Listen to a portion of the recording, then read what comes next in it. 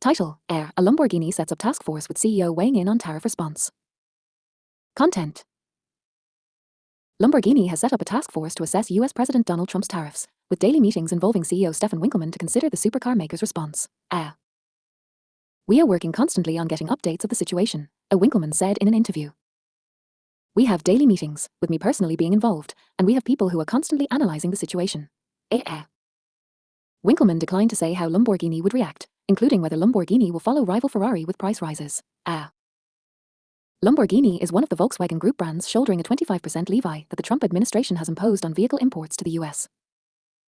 The Italian automaker counts the US as its most important market, with more than a quarter of its global deliveries last year to the country. If there are issues in the supply chain, we have to address them. This is what we did during COVID, the CEO said.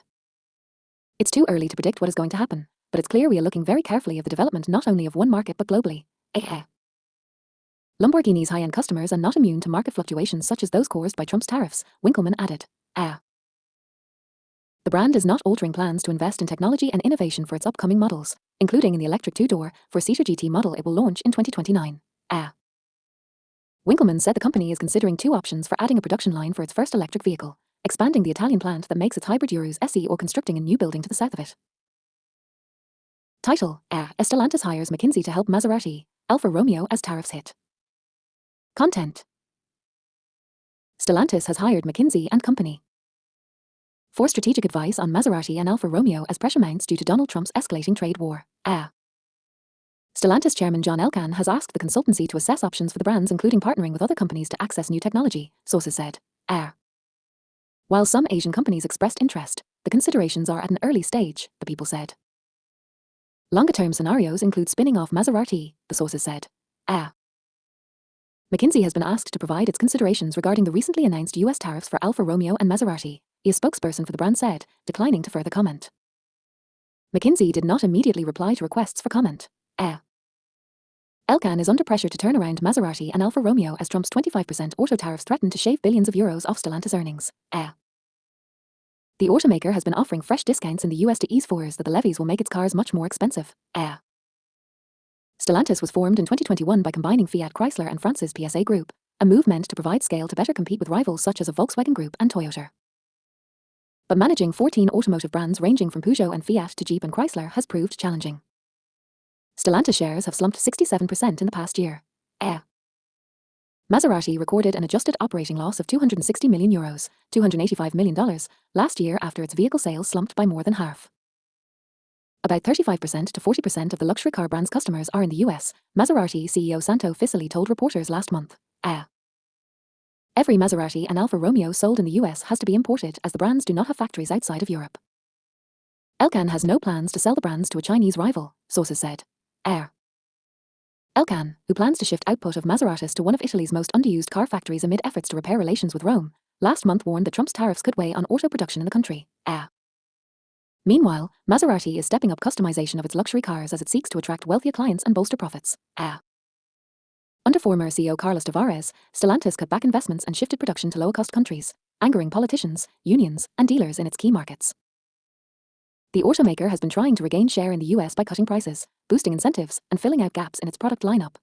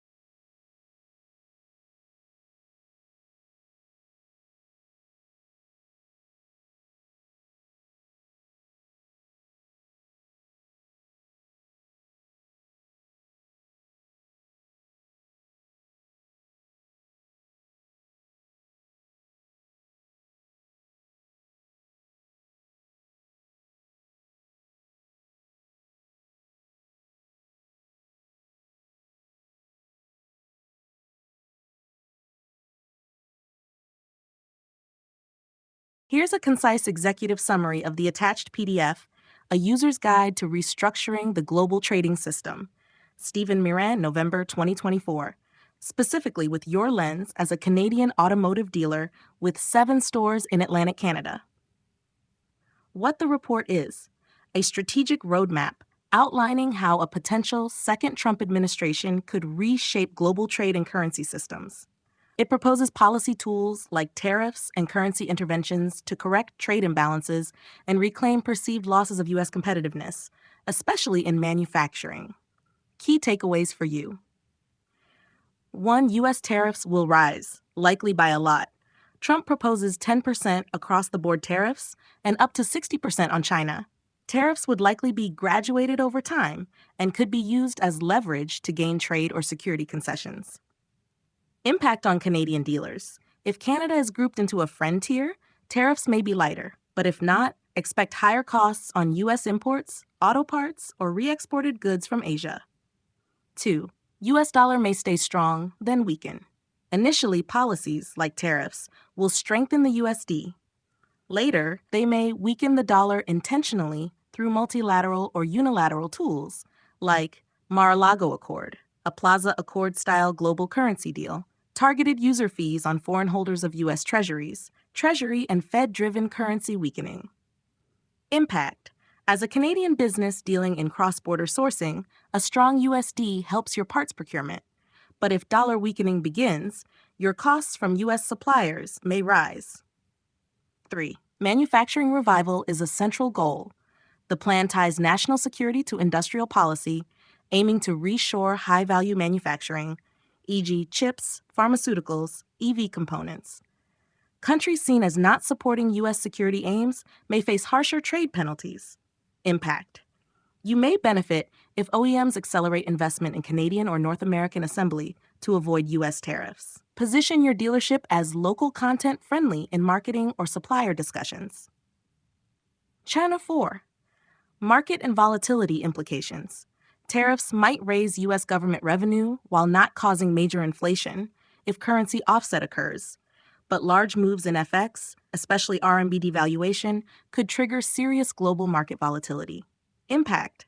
Keep an eye on currency-driven price shocks and auto inventory cost shifts, especially if your manufacturers import parts or vehicles from Asia.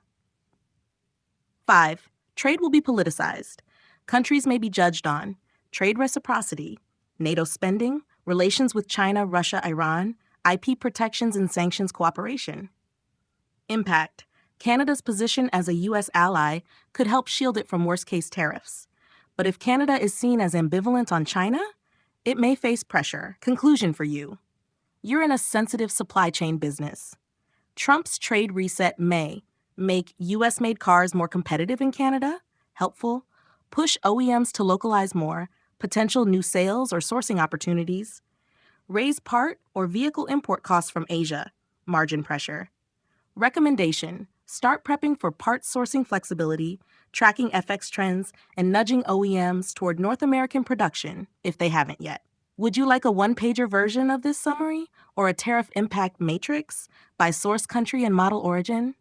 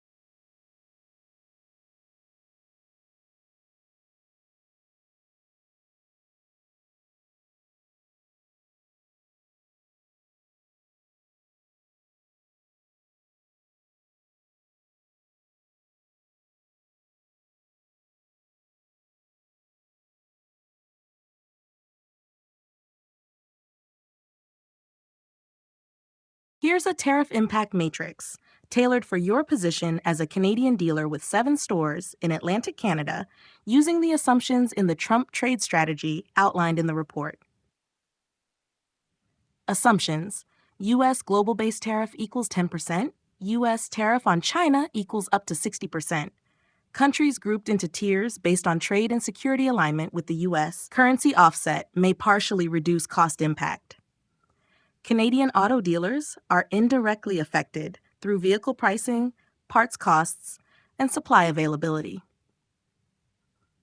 Source tariff impact matrix: model origin, typical brands, expected tariff tier, tariff level, impact on Canadian dealers, ecarafíense, source country model origin, amstaflein, United States, Ford, GM, Tesla, Honda, some, Toyota, some, VW, some, Alitier 5%, minimal impact, might benefit from stronger U.S. dollar. Mexico, GM, Honda, Toyota, Mazda, VW, Kia, 0% Watch for pricing shifts if production moves or slows. Canada, Ford, GM, Stellantis, Honda, Toyota, Zermestic. Safest, push local content messaging.